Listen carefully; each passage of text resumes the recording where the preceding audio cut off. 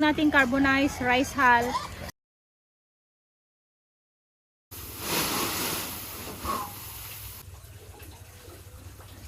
Hello mga ka-Farmville! For today's vlog, we are going to be cooking rice hull and turning it into carbonized rice hull. All we need are small pieces of wood, paglutuan. This is our DIY paglutuan. It is made of drum. That is all you need to cook carbonized rice hull. And also rice hull, of course. So stay tuned and we'll show you how to cook.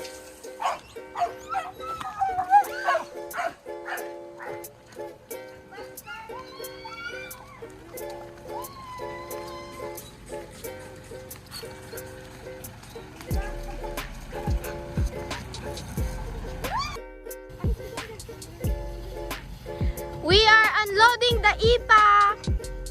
This is for the carbonized rice hull. Tug. Oh! Parang si, Superman. Go, Amma! Go, Amma! Whoa! Okay.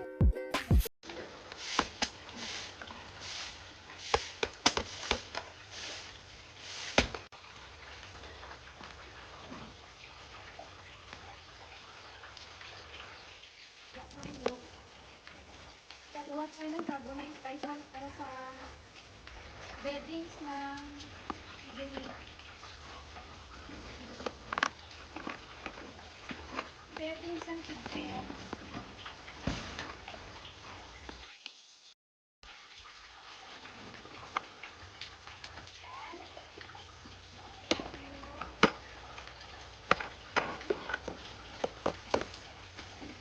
Ganito ang paggawa ng carbonized rice hull.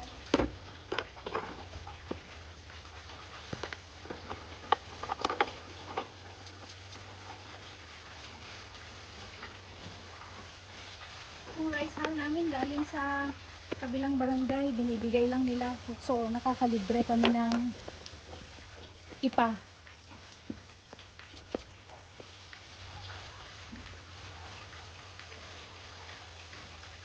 Ang bang sila lang din.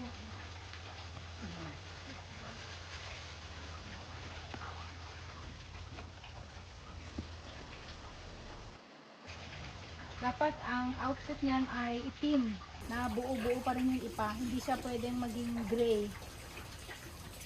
So, we will wait until 4 hours na maluto lahat yung IPA.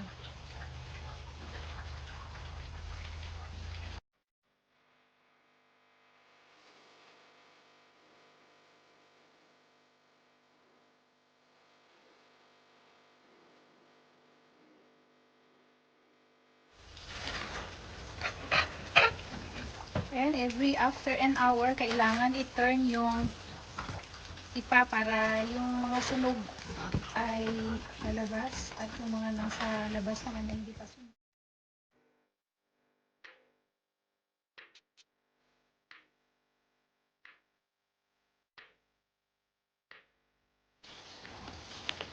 It's almost done after 4 hours.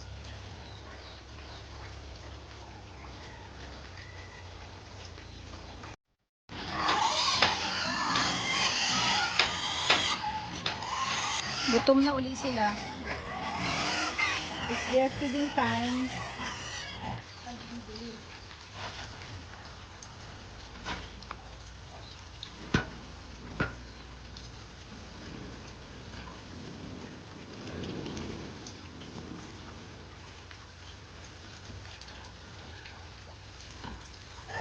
Hello mga Farmville! After 4 hours ay nakagawa kami ng isang set ng carbonized rice hull.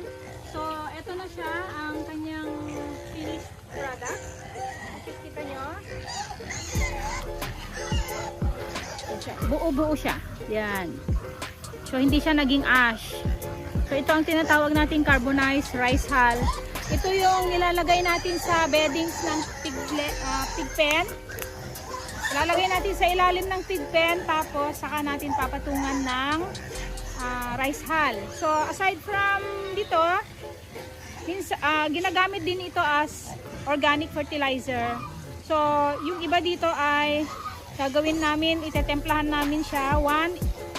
One sack of carbonized rice hull, 1 sack of organic fertilizer. So, ang ilalagay ko is Carabao manure and 1 sack of soil. So, yun yung aming gagamiting fertilizer. So, and then aside from that, yung 6 sacks na rice hull ay makakagawa tayo ng 3 sacks ng carbonized rice hull. So, ito ay nabibili sa merkado ng 100 pesos bawat sako. So, pwede din itong pagkakakitaan.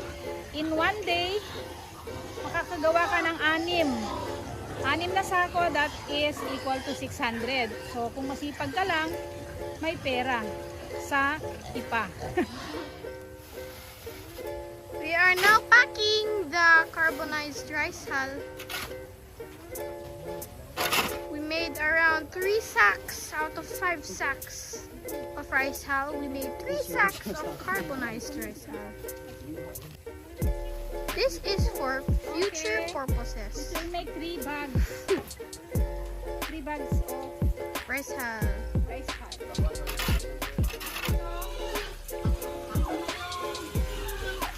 Nasunog namin na carbonized rice hull. Pero originally meron na kami nilagay. So ganito siya. Sa ilalim niyan ay lupa. And then tatabunan ng carbonized rice hull.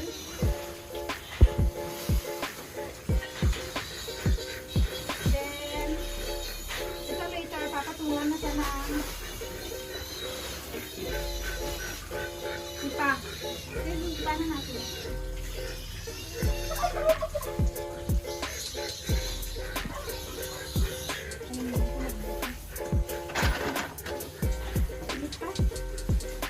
Ilalagyan ko yung asin kasi may mga worms sa ilalim. So, kung patay ng mga predators ito. So, ayan, papatungan na namin siya ng ipa hanggang sa level na to. Okay.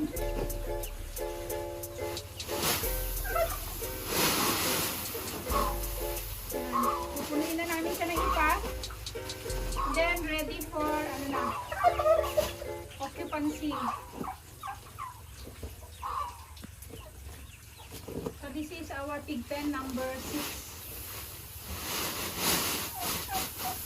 Okay.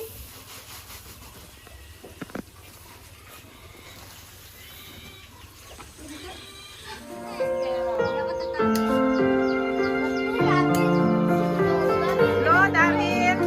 Anong wish mo, Daryl? Daryl wish. Daryl wish mo. Kain na, kain na. Ah. This is our birthday cake for Daryl. And may bulalo kami. Dinuguan. And adobong rice.